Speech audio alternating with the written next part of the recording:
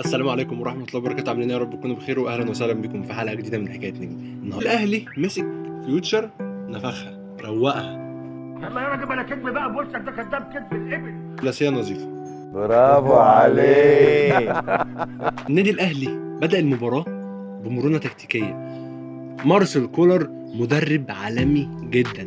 ناس عارف الحشري، هو ده الحشري اللي حاطط مناخيره في كل حاجه. تقول لي ازاي؟ اقول لك هتشوف. شغل دي، شغل بصل دي، شغل دي، شغلها. النادي الاهلي بدأ تشكيلة المباراة بالتشكيلة اللي قدامكم دي.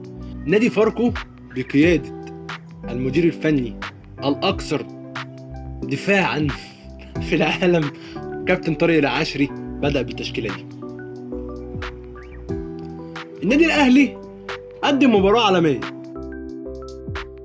واللي عمدي فتحي الناس بتقول عليه مش فاول. بتحصل معلش، هي وقعت مني طبعا. علي معلول لفتها لفه، علي معلول لف في الكوره لفه مش معقول يا خبر ابيض على الكوره شيكا. معلش يا شيكا، انما محمود متولي متابع على القايم البعيد كويس جدا جدا جدا. يا ولد يا محمود، يا ولد يا محمود، يا ولد يا محمود، لو مش متابع محمود متولي الكوره دي التشكيله الاساسيه اليمين، انما برضو معلول اللي لعبها برضو يعني طويله من علي يحطها لقندوسي في العمق. قندوسي يسند على حسين الشحات. يا ولد يا حسين، يا ولد يا شريف، يا ولد يا شريف، يا ولد يا شريف، يا ولد يا شريف، يا ولد يا شريف. جول جميل جميل المرة دي، جول حلو المرة دي، جول حلو، جول ملعوب من النادي الأهلي، جول ملعوب من النادي الأهلي.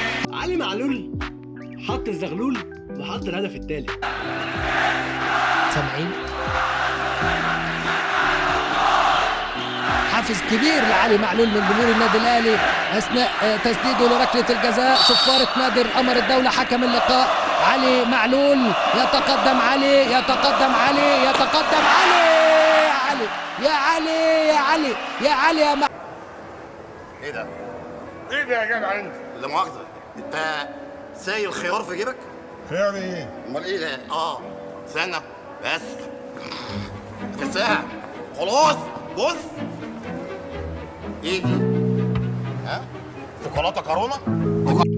مارسيل كولر عاد بالنادي الاهلي، وابتدى النادي الاهلي يعود لشكله الطبيعي اللي هو بيهاجم خلال المباراه وبيستحوذ. والاستحواذ مع النادي الاهلي خلال المباراه، الاستحواذ في نهايه الماتش كان 60% لصالح النادي الاهلي و40 لصالح نادي فاركو.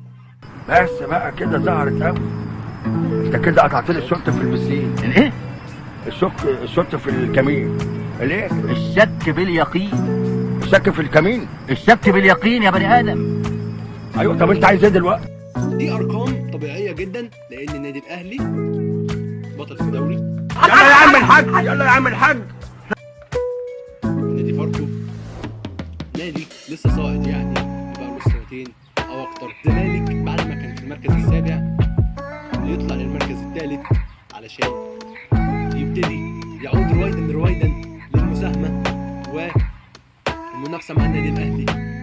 بس المنافسه صعبه على النور كده. النادي الاهلي معاه 50 نقطه من كام ماتش؟ من 20 ماتش، فرق 4 ماتش.